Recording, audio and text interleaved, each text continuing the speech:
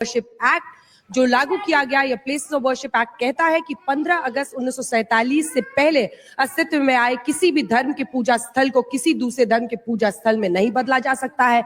मामला कोर्ट में है, सभी पक्ष अपनी बातें रख रहे हैं, लेकिन सुप्रीम कोर्ट ने केंद्र सरकार से 4 हफ्तों में जवाब मांगा है।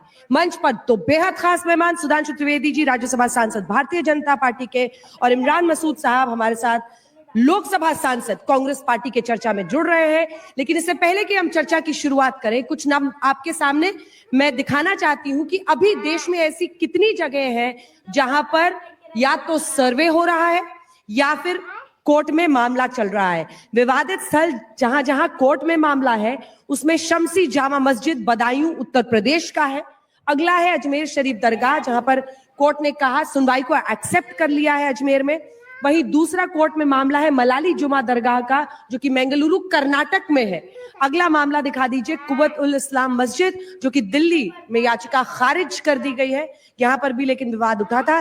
टीले वाली मस्जिद लखनऊ उत्तर प्रदेश की, और इसी के साथ ज्ञानवापी मस्जिद अब हम आपको दिखा रहे हैं जहां पर सर्वे के आदेश दे दिए गए हैं और पहले से वहां टीमें पहुंच रही हैं सर्वे के लिए। 100 दिन से ज्यादा वाराणसी के ज्ञानवापी मस्जिद में सर्वे पूरी कर ली गई है। अगला भोजशाला कमल मौला मस्जिद, जो कि धार मध्य प्रदेश में 98 दिन यहां पर सर्वे हो चुका है।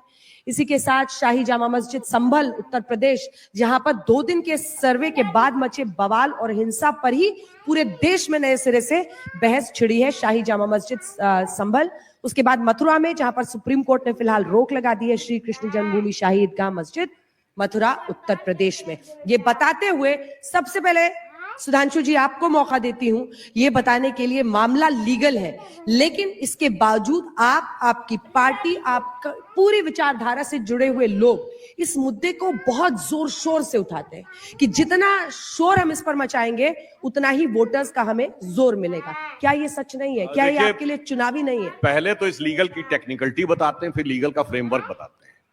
ये गजब का एक्ट बना था, places of worship act. Places of worship no status defined. 15 अगस्त 47 को कितने थी places of worship? No definition. And with due respect and with due humility, मैं बड़े शांति से कहना चाहूंगा, इस्लाम में तो वर्शिप का कॉन्सेप्ट ही नहीं है, प्रेयर का कॉन्सेप्ट है। और हिंदी में भी जो इसका अनुवाद है वह है उपासना स्थल विधेयक। उपासना शब्द शुद्ध संस्कृत के 2 शब्दों से बना है। उप का अर्थ होता निकट, आसन का मतलब होता आसन लगाना जहां देवता की आराधना करनी हो। तो इस्लाम में ना वर्शिप का कॉन्सेप्ट है ना प्लेस का कॉन्सेप्ट है, क्योंकि वहां आपने देखा होगा कि अगर नमाज पढ़नी हो तो आदमी रेलवे प्लेटफॉर्म पे भी कर लेता है, सड़क पे भी आपने देखा होगा, एयरपोर्ट में भी देखा होगा, सब जगह देखा होगा, पार्क में भी देखा होगा। तो मुझे लगता इतना विचित्र लीगल एंगल वाला एक्ट हिंदुस्तान के इतिहास में कभी नहीं बना होगा, जिसमें कोई डेफिनेशन ही नहीं थी।